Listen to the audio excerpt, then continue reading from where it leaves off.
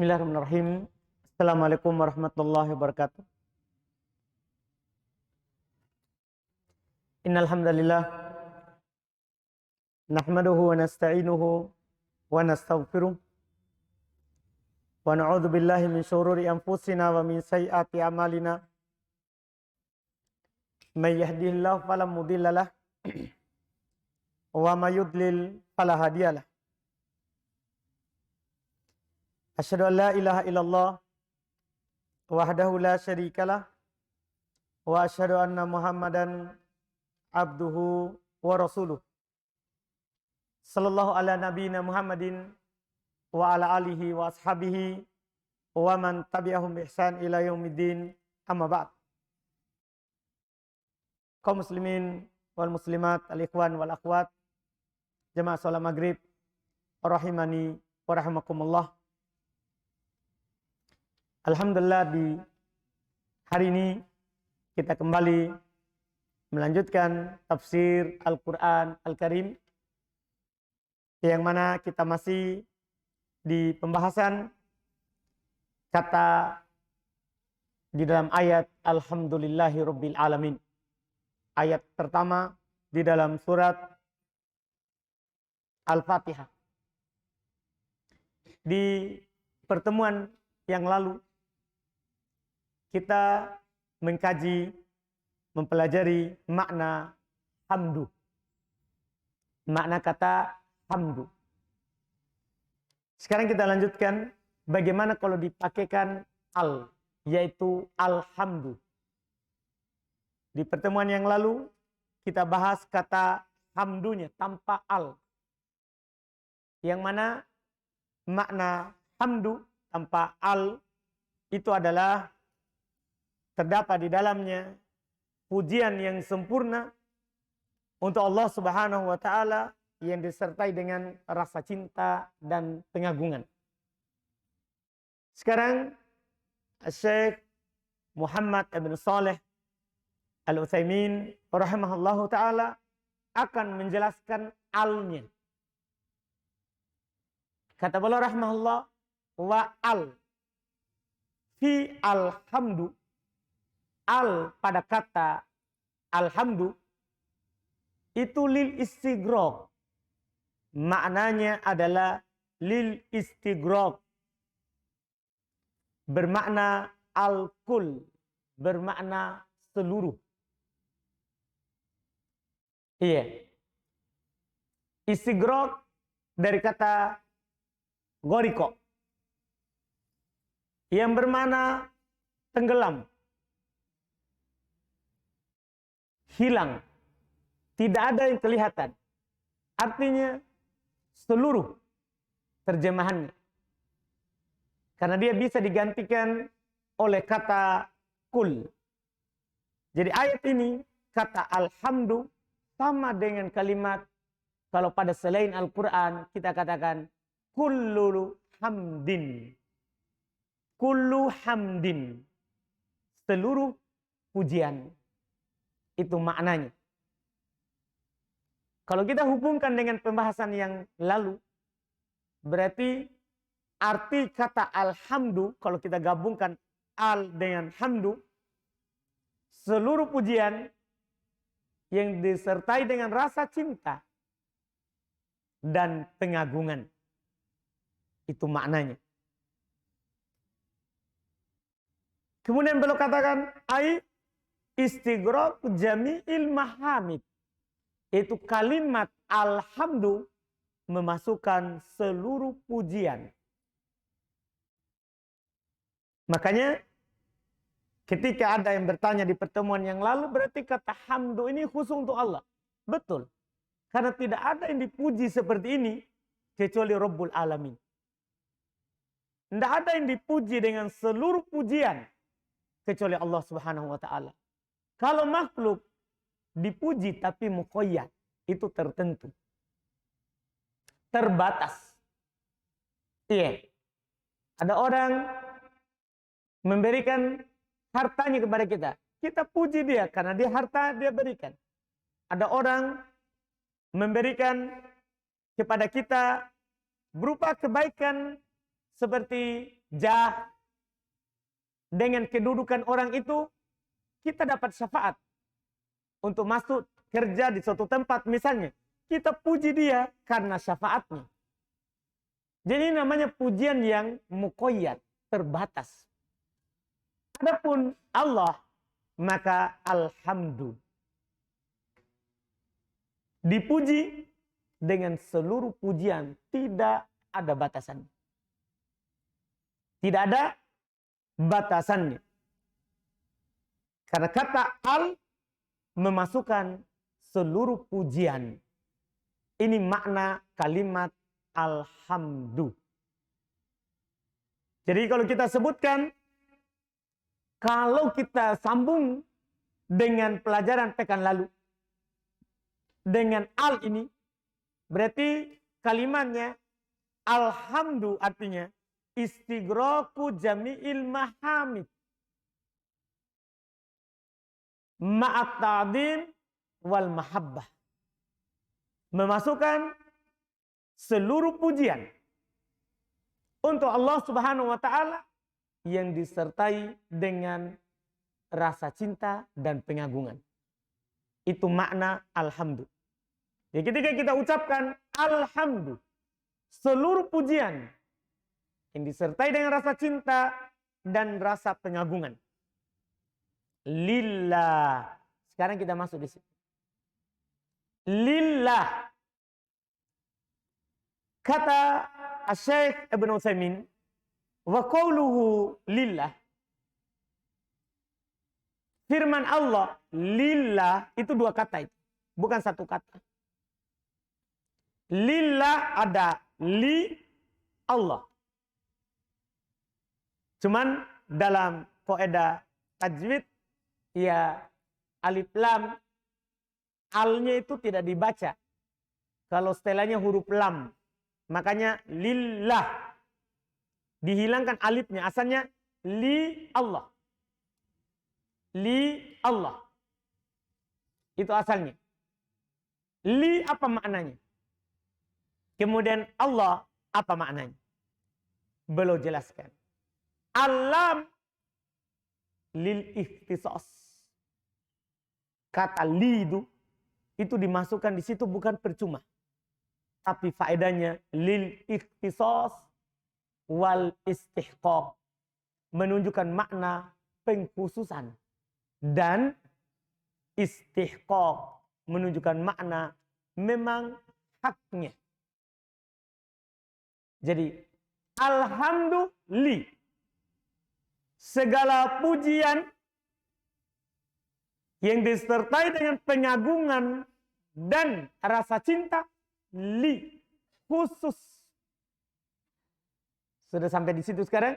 Khusus Allah. Apa artinya Allah? Belum terangkan. Allah ismu Rabbina. Allah itu nama Rabb kita. Yang menciptakan kita, yang mengatur kehidupan kita, yang memberi kita rezeki, yang menghidupkan, yang mematikan kita, itulah Allah. Allah itu nama Rabb kita. Azza wa Jalla.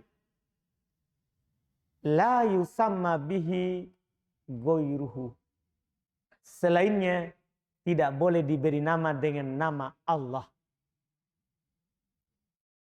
Tidak boleh. Karena ini Allah, nama khusus untuk Allah. Zat yang maha sempurna. Kenapa ini tidak bisa dan tidak boleh diberikan kepada yang lain? Lihat sebentar maknanya. Dengan mengetahui maknanya, maka kita akan menyadari ini memang tidak pantas kecuali untuk Allah.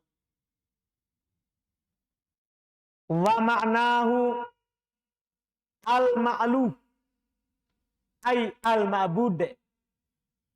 Makna Allah itu al-ma'luh. Apa artinya al-ma'luh? Ay al-ma'bud, yang diibadahi. Itu makna Allah.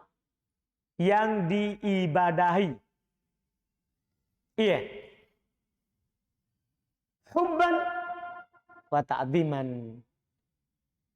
yang diibadahi dengan penuh rasa cinta dan pengagungan. Karena selain Allah kadang ada orang menyembah. Ada orang menyembah matahari, ada orang menyembah bulan, ada orang menyembah pohon, batu, ada orang menyembah laut, sungai, ada orang bahkan menyembah ya cahaya, dan ada orang bahkan menyembah kegelapan. Ada orang menyembah malaikat, ada yang menyembah para nabi dan para rasul, ada yang menyembah orang soleh, bahkan ada yang menyembah hewan, menyembah binatang. Tapi semua itu disembah bukan karena cinta, bukan karena pengagungan. Allah itu disembah karena adanya rasa cinta. Iya, ada pengagungan. Ini makna Allah. Al-ma'lu, yang diibadahi. Berarti terjemahannya sampai di situ. Segala pujian yang disertai dengan rasa cinta dan rasa pengagungan khusus untuk yang diibadahi Allah. Karena memang Allah Subhanahu wa taala lah yang disembah oleh penduduk langit, demikian pula penduduk bumi.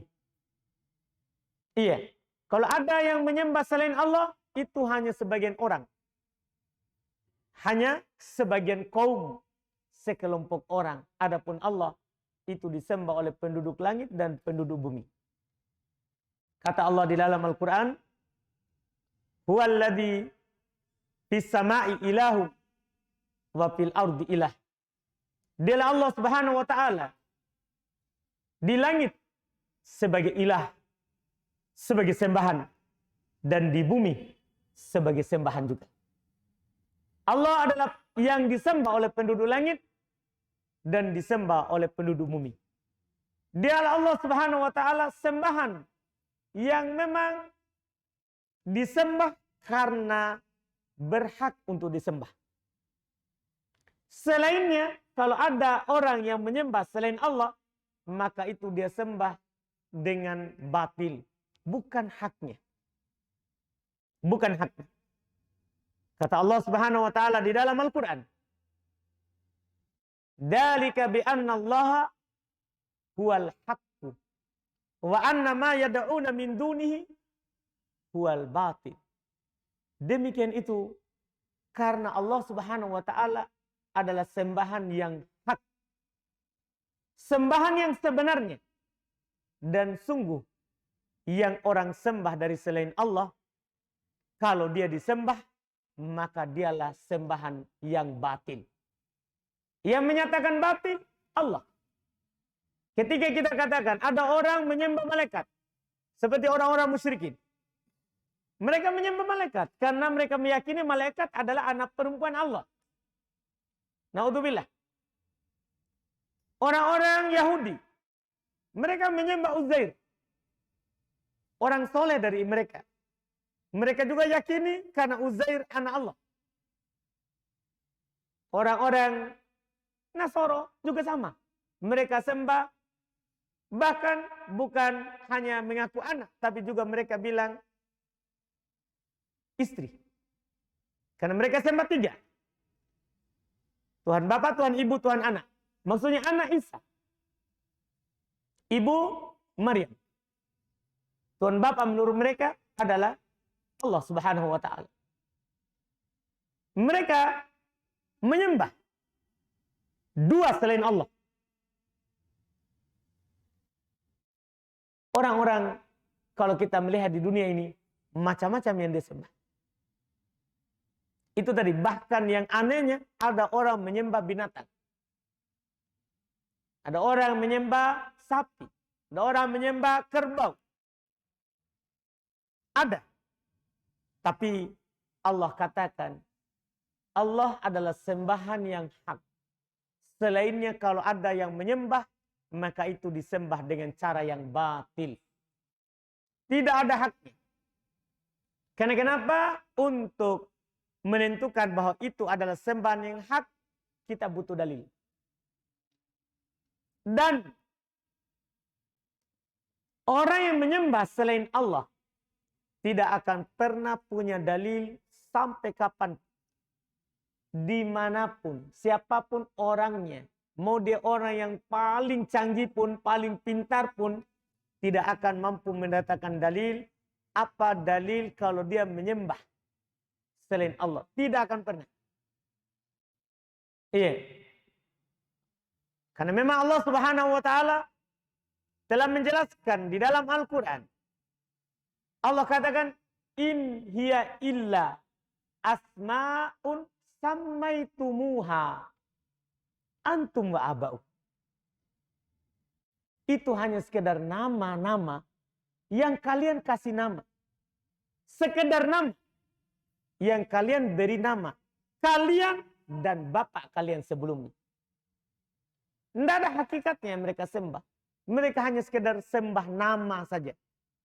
Itu Allah Subhanahu wa taala katakan di dalam Al-Quran. Itu yang Allah Subhanahu wa taala katakan dalam Al-Quran. Iya. Terkait dengan anggaplah orang yang menyembah Isa, anak Tuhan, atau Maryam.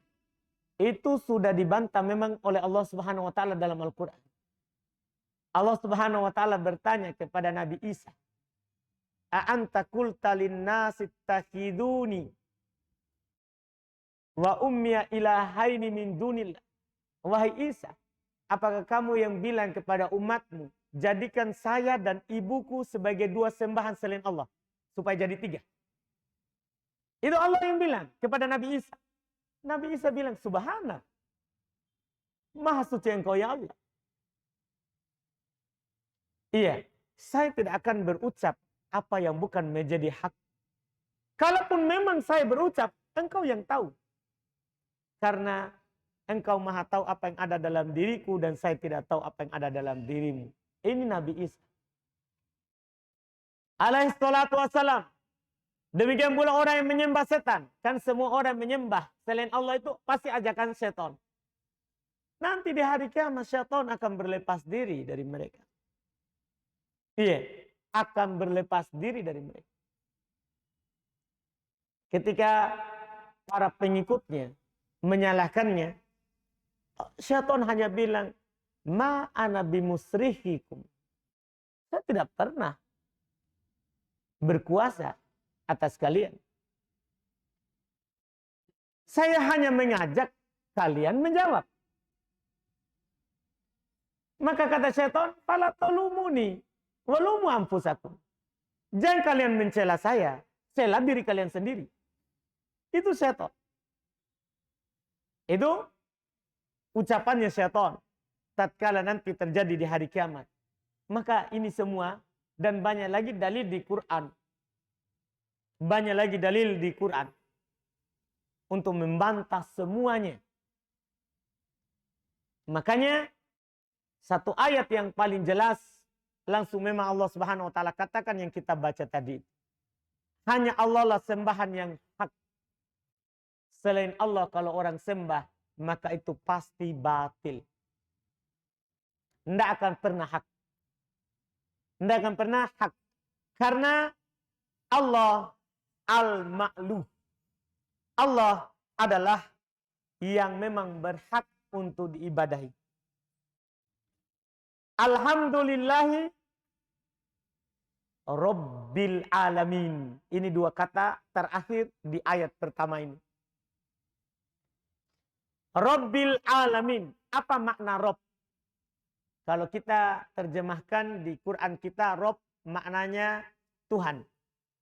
Kita akan melihat di sini apa maknanya. Kan ini bahasa Arab. Apa makna Rabb? Kata beliau rahimahullah, huwa man ijtama'a fihi thalathatu awsaf.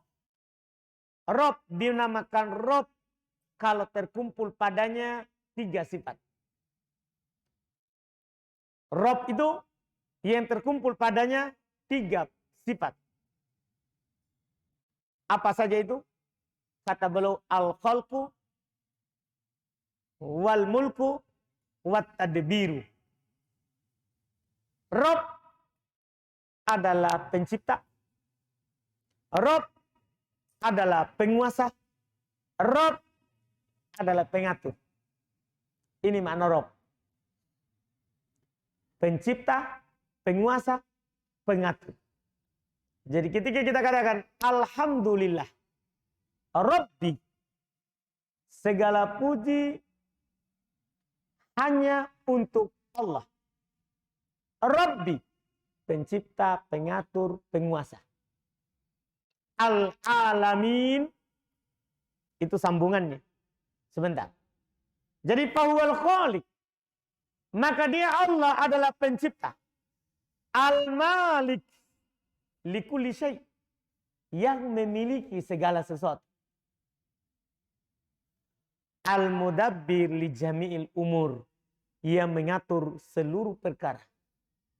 Semuanya dicipta oleh Allah. Apa yang ada di langit, apa yang ada di bumi, Allah yang menciptanya. Semuanya diatur oleh Allah. Yang ada di langit, ada di bumi, serta apa yang ada di antara keduanya, itu semuanya diatur oleh Allah.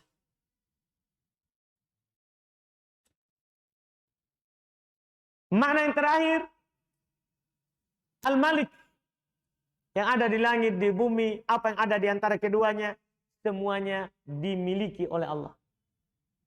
Semuanya, tidak ada yang keluar dari kekuasaan Allah Subhanahu wa ta'ala.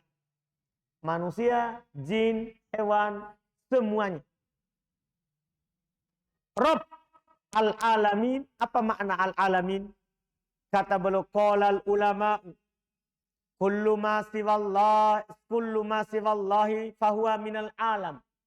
Berkata para ulama, semua yang selain Allah itu namanya alam. Jadi alam itu, selain Allah itu namanya alam. Itu ini yang beliau ucapkan, termasuk yang diucapkan oleh Al-Imam Ibnu Katsir rahimahullah. Belum menjelaskan alam itu kullu ma siwallah. Semua selain Allah itu namanya alam. Dan belum bilang wa ana wahidun min dalikal alam. Saya salah satu dari alam itu. Ana, antum, namanya alam.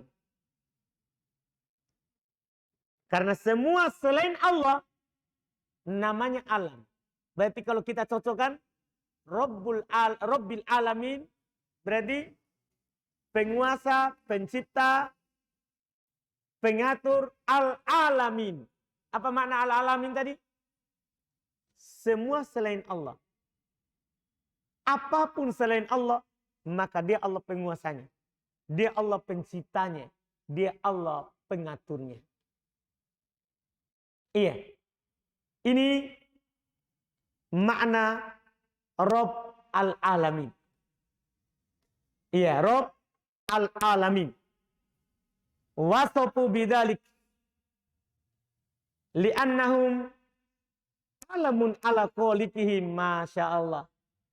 Kenapa selain Allah, saya, antum, semuanya, kenapa dinamakan alam? Karena mereka tanda akan adanya pencipta mereka. Adanya kita ini berarti ada yang menciptakan kita. Kita tidak tiba-tiba muncul tanpa ada yang mengadakan. Ada yang mengadakan kita. Makanya sahabat yang mulia Jubair ibn Mut'im, sebelumnya kafir, musyrik. Dia lewat di Nabi SAW, lagi sholat maghrib. Nabi baca surat At-Tur. Di antara yang belum baca adalah ayat am kuliku min ghairi syai'in am kumul khaliqun. Apakah manusia itu dicipta tanpa ada yang menciptanya? Atau mereka sendiri yang mencipta diri mereka sendiri? Bisa nggak dua ini? Apakah mungkin kita ada tanpa ada yang mengadakan? Atau kita sendiri yang mengadakan diri kita sendiri? Apakah mungkin dua ini? Tidak mungkin. pasti ada yang mengadakan kita. Langsung kata beliau, kada kolbi ayatir. Hampir hatiku terbang. Tidak sanggup menerima ini ayat. Belum langsung masuk Islam. Artinya ini saya tidak ada sendiri. Bukan saya juga yang menciptakan diriku. Ini ada yang menciptakan saya. Allah. Ya saya harus percaya kepadanya. Saya harus beriman kepadanya. Kalau orang pahami ini saja, tidak ada orang yang tidak mau masuk dalam Islam. Tidak ada orang yang tidak mau menghambakan diri kepada Allah. Tapi ya Allah memberikan hidayah kepada siapa yang dikehendakinya. Allah memberikan hidayah kepada siapa yang dikehendakinya untuk memahami ini. Kita ini dinamakan alam karena kita adalah tanda akan adanya yang menciptakan kita. Seperti yang dikatakan oleh orang Arab Badui.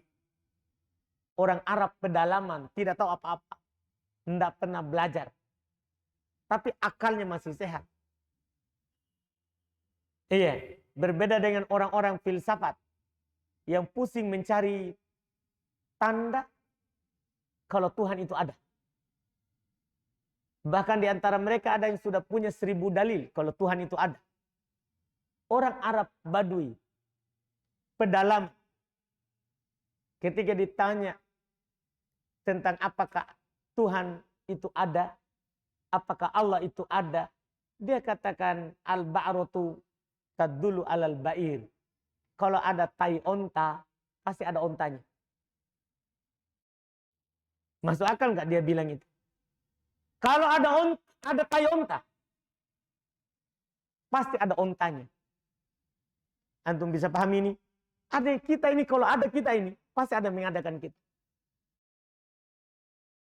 Makanya ketika Nabi SAW ditanya, dosa apakah yang paling besar yang dilakukan oleh hamba? Kata Nabi SAW, anta ja'ala lillahi niddan wa huwa khalaqak. Kamu jadikan tandingan untuk Allah, padahal dia Allah yang mengadakan. Allah yang mengadakan, tapi yang disembah malaikat. Allah yang mengadakan, tapi yang disembah para nabi, para rasul, orang soleh, kiai, andre guruta, syekh. Iya. Allah yang mengadakan, tapi kita malah menyembah selain Allah. Itulah dosa yang paling besar. Karena sebenarnya kan semua kita sadar, kita ini diadakan oleh Allah. Tapi malah menyembah selain Allah. Itulah dosa yang paling besar. Tidak ada lagi yang lebih besar daripada itu.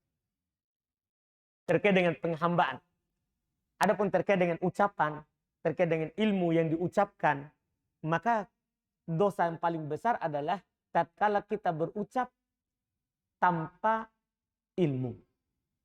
Itu kalau dosa berucap. Tapi kalau dosa penghambaan, dosa yang paling besar adalah kalau kita menyembah selain Allah padahal kita sadar Allah yang mengadakan kita.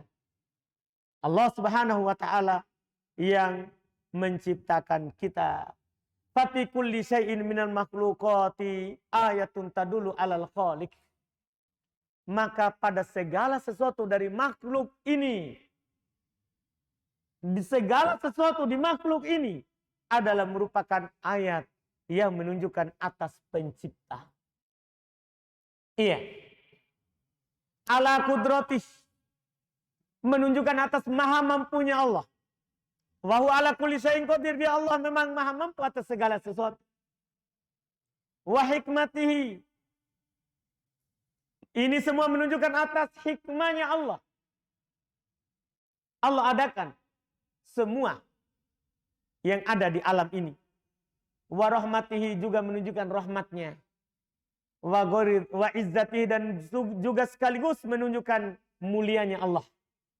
Wa ghairi dzalika min ma'ani rububiyatih, dan selain daripada itu dari makna rububiyah Allah Subhanahu wa taala. Alhamdulillah. Ini ayat yang pertama. Nanti masih ada faedah kandungan dari ayat ini, baru kita akan masuk di ayat yang kedua. Ar-Rahman, Ar-Rahim. Kalau ada pertanyaan, silakan.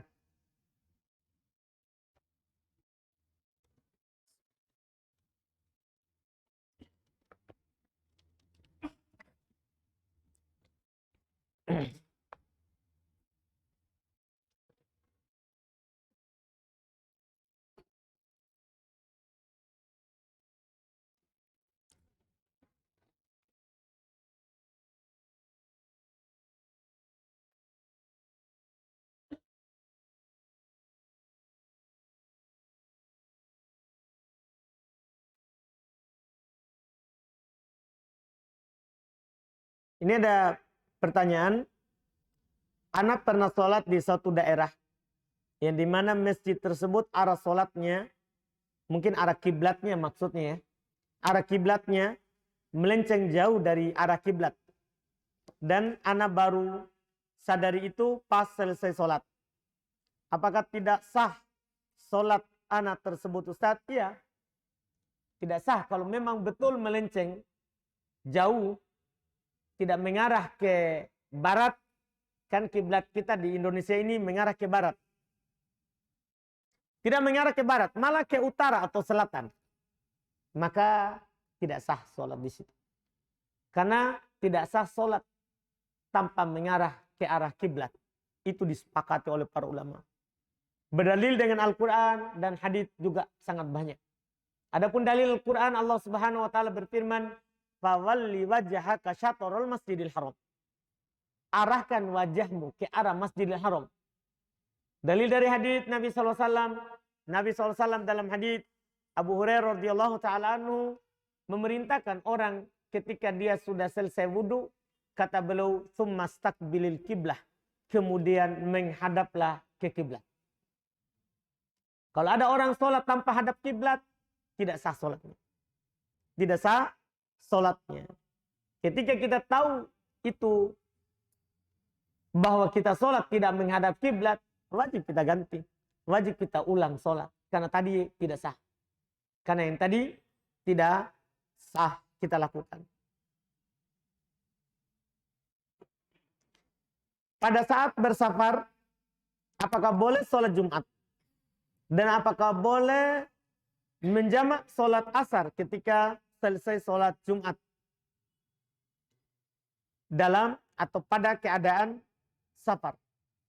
Iya. Sholat jamak qasar. Demikian pula Jumat. Iya.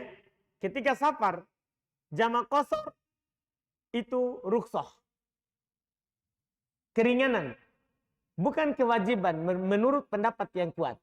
Karena sebagian ulama mengatakan wajib jamak qasar saat safar. Tapi yang benarnya itu rukhsah.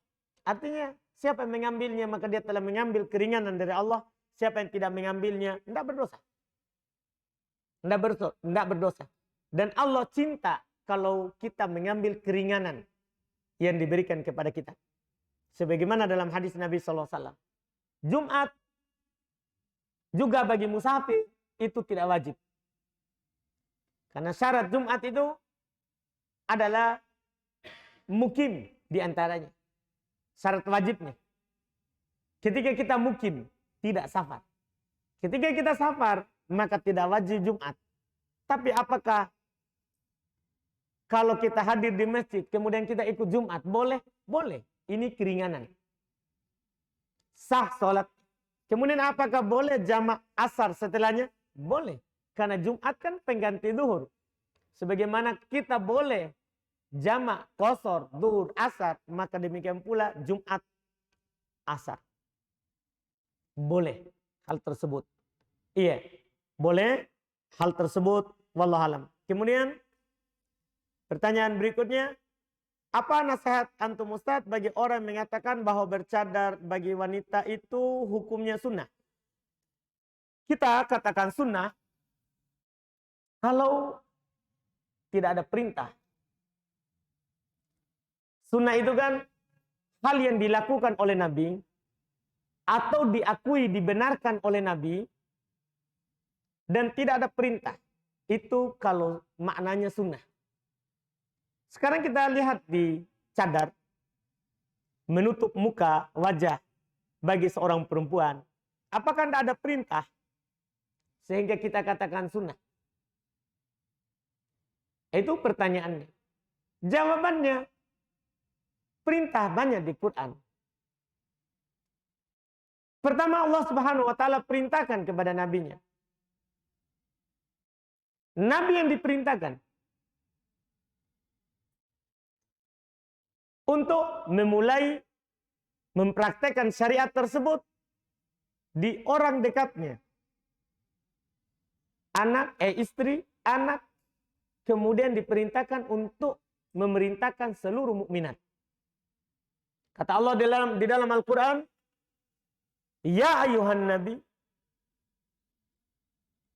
kulli azwajika wa banatika wa nisa'il mu'minin yudunina min jalabibihinna. Wahai Nabi, katakan, jadi ini perintah wajib. Katakan kepada istrimu, anak perempuanmu, dan kepada para mukminat untuk mengulurkan jilbab-jilbab mereka. Jilbab itu ia menutupi dari kepala sampai ke dada, ke bawah, termasuk muka. Bukan ia hanya menutupi kepala, kemudian dililit di leher. Iya, bukan. Karena kalau itu yang diinginkan, maka para istri sahabat, istri Nabi akan praktekkan itu. Ketika turun ayat ini, tidak ada yang lilit di leher, di kepala. Tidak. Mereka langsung merobek bagian bawah dari pakaiannya dan menutup seluruhnya. Bahkan kata Ibnu Abbas, ketika turun ayat ini, beliau katakan, perempuan waktu itu tidak ada yang kelihatan biar matanya. Bahkan Ibnu Abbas bilang hanya diringankan untuk terbuka satu matanya. Itu pun untuk lihat jalan. Itu praktek namanya. Kalau yang diinginkan hanya dilili di kepala, kemudian dilili juga di leher, dada tetap terbuka. Karena tetap terbuka, kenapa saya bilang terbuka? Karena masih jelas. Iya kan? Antum paham lah. Tidak perlu saya sebutkan. Ya. Sementara pakaian jilbab itu para sahabiat, mereka mutalafiat. Mereka berselimut dengannya. Kan dulu kan tidak ada. Kita sekarang ini alhamdulillah ada kemudahan. Banyak jahit. Kalau dulu tidak ada. Jadi mereka berselimut dengan pakaiannya. Ini perintah di Quran. Ini satu ayat. Banyak ayat yang lain. Banyak ayat yang lain. Dari dalam ayat Al-Quran. Dari dalam ayat Al-Quran. Tadi juga sangat banyak. Dan dinukil kesepakatan dari masa ke masa. Bahwa bercadar menutup muka itu wajib. Kenapa? Karena kalau hanya menutup kepala, leher, dan tangan. Sekarang seperti Syekh Ibnu Utsaimin rahimahullah. Demikian pula Syekh bin Baz. Mereka katakan, kita dari perempuan kalau kita lihat, kita lebih terfitnah apanya yang kita lihat? Tangannya, kakinya, atau wajahnya? Laki-laki ini, kita berbicara jujur. Kalau kita mau lihat perempuan, supaya kita tertarik, apa yang kita lihat? Duluan. Apakah ada di antara kita, biar wajahnya wajah keledai, yang penting ya lehernya panjang. Atau yang penting dadanya lebar, besar. Ada nggak begitu? Tidak. Paling pertama kita adalah wajahnya. Wajahnya. Dan juga perempuan. Kalau dia berhias, dia ingin dilihat. Apa yang dihiasi?